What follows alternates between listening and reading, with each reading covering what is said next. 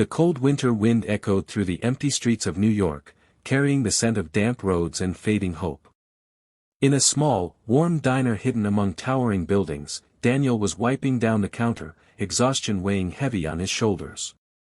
He had been on his feet for hours, serving busy businessmen, weary travelers, and the occasional lost soul seeking shelter from the cold.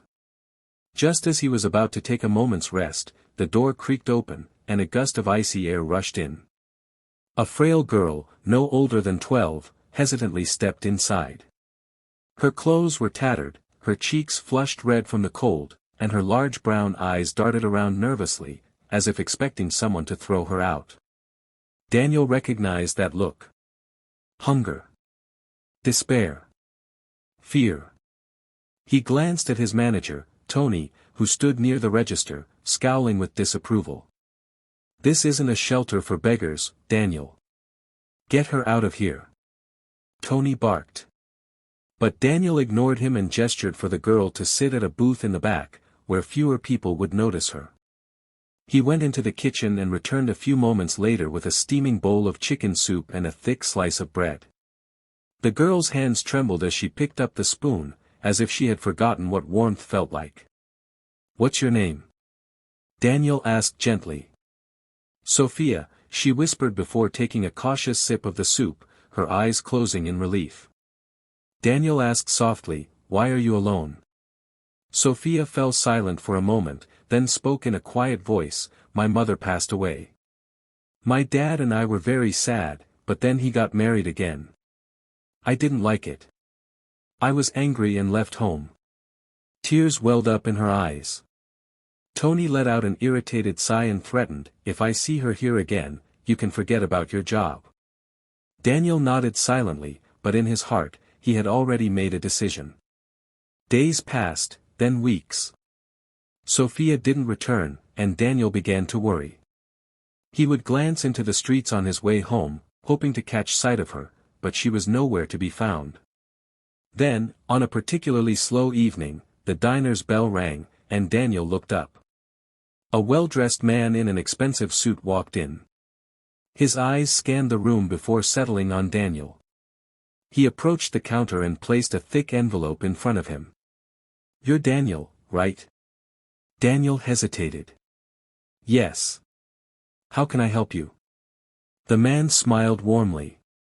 "Actually, you already did. You helped my daughter, Sophia." Daniel's breath caught. "Your daughter?" The man nodded, his expression softening. "She ran away after her mother passed. I searched for months, losing hope, but last week, she came back. She told me about a kind waiter who gave her food, warmth, and kindness when she needed it the most." Daniel took a deep breath, still processing his words. "She asked me to give you this," the man said, pushing the envelope closer. "She said you saved her life, and I believe that too. I can't thank you enough." Daniel hesitated before opening the envelope. Inside was a check, more money than he had ever seen in his life. His hands shook as he looked up at the man in shock. I can't accept this."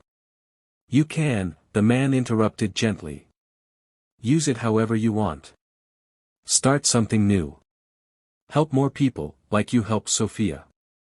But just as Daniel took the check, Tony snatched it from him, sneering. "So that's why you fed that beggar? To make money off it?" He let out a bitter laugh. "It was all a scam." Daniel angrily grabbed the check back. "No.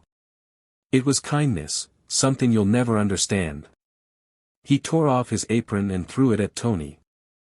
"I don't work for you anymore." Months later, Daniel stood at the entrance of a new community shelter, built with the money he had received. The sign above the door read, "Sophia's Haven." As he watched families and those in need find refuge, he knew one thing for certain: kindness has the power to change the world, one act at a time. As for Tony, his rudeness caught up with him. His diner lost its reputation, and people stopped coming. And Daniel?